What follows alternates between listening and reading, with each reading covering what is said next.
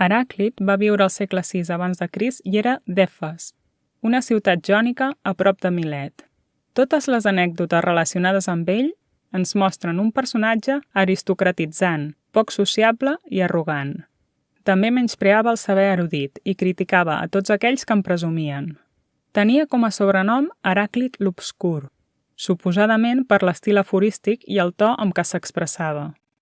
No hi ha testimonis suficients per saber si va arribar a escriure un llibre, tot i que alguns pensadors posteriors van donar per suposat que n'havia escrit un titulat Perificios, al voltant de la naturalesa. El que sí que se sap és que la tradició filosòfica posterior el va malinterpretar i bona part d'aquesta mala interpretació va donar peu a una espècie de corrent de pensament molt diferent de les seves idees originals, l'heraclitisme. Com la resta de presocràtics, es va interessar per la qüestió del canvi en el món de la nostra experiència. A les preguntes «Què roman malgrat el canvi? Hi ha quelcom permanent?» Heràclit respon «L'únic que roman és el canvi mateix, l'esdevenir.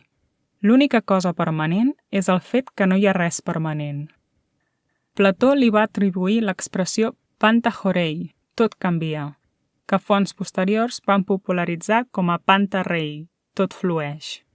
Probablement perquè tot sovint va fer servir imatges de l'aigua com a metàfores del moviment, de l'esdevenir. Suposadament també és seva la famosa expressió «mai et podràs banyar dues vegades al mateix riu». La realitat profunda de tot és el moviment, el canvi, l'esdevenir. És veritat que els sentits capten coses estables, però això és, segons Heràclit, l'aparença. La raó ens dirà que tot es mou encara que no ho percebem. L'autèntica essència de les coses sol trobar-se oculta. I per això, allò que sembla quietud no ho és, sinó que és el resultat de l'harmonia i l'equilibri entre forces oposades. L'estabilitat, en realitat, amaga el canvi. Per explicar això, posa diversos exemples. Si tensem un arc amb una fletxa, podem veure que la quietud és aparent, perquè és el resultat de la tensió entre dos moviments oposats, dues forces. La unitat, per tant, depèn d'una equilibrada relació entre contraris. Seguint el mateix raonament, són el mateix, la vida i la mort, vetllar i dormir, la nit i el dia. Unes coses es converteixen en les altres i viceversa. Són fenòmens connexos, coexistents. Els oposats es troben entrellaçats d'una manera essencial, ja que pertanyen a un mateix procés. Amb aquest tipus de reflexions, Heràclit va arribar a la conclusió que realment no hi ha mai una divisió absoluta d'oposat a oposat. Les coses no només no s'exclouen, sinó que s'exigeixen. Necessitem el dia per entendre la nit, el son per entendre la vetlla, i viceversa. I encara més. La identitat només s'entén amb la contradicció. Si no existís la mort, no podríem parlar de vida.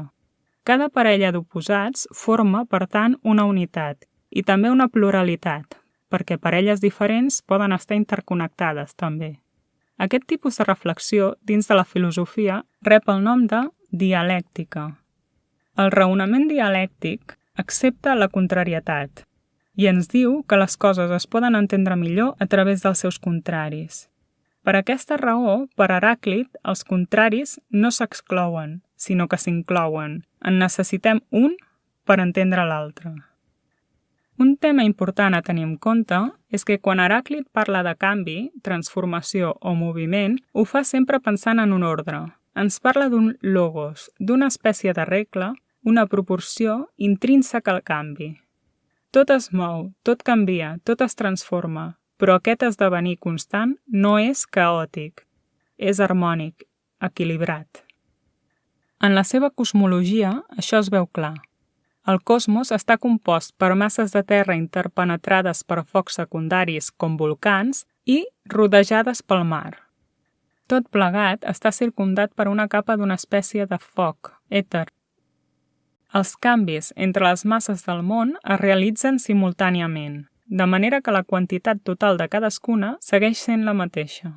Per exemple, si un tros de terra es dissol al mar, una altra quantitat equivalent de mar es condensa en la terra, i el mateix passa amb els altres elements. el canvi està regulat pel logos, que Heràclit identificarà amb el foc. El foc no és un element qualsevol, és part del món i a la vegada el que l'ordena. Té un dinamisme propi amb el qual equilibra l'univers. Per exemple, quan hi ha un excés d'aigua, el foc l'evapora per convertir-la en ell mateix o la seca per convertir-la en terra. Finalment, el foc també explica la constitució dels cossos celestes. Aquests són foc encapsulat dins d'una mena de cubells giratoris que s'alimenten de les exhalacions humides del mar. La part còncava està dirigida cap a nosaltres, de manera que veiem el foc de dins, és a dir, els astres. La més forta i més brillant és el Sol, i aquest i la Lluna s'eclipsen quan els cubells es giren lleugerament. La interpretació d'aquestes teories feta pels seus successors immediats es va basar en la idea que el pensament d'Heràclit conduïa cap al relativisme i l'irracionalisme, perquè els semblava que havia negat la raó. Les males lectures de la seva teoria van influir sobre alguns sofistes i, posteriorment, sobre els estoics, que, més que reprendre, van contribuir a deformar encara més el seu pensament. A tot això tampoc hi va ajudar el fet que ni Plató ni Aristòtil es preocupessin massa per intentar penetrar en el significat real de les afirmacions d'Heràclit. Els dos el mencionen tot sovint amb un to humorístic, irònic, i, fins i tot Aristòtil, en una interpretació anacrònica, el va acusar d'haver negat el principi de no contradicció. Per tot plegat, haurem d'esperar fins al segle XIX per trobar un filòsof que repesqui algun dels raonaments d'Heràclit. Aquest serà Hegel, que agafarà la idea de procés dialèctic, noció que es mantindrà vigent també en el pensament de Marx. Posteriorment, també podrem veure alguna de les idees heraclianes en el pensament de Nietzsche.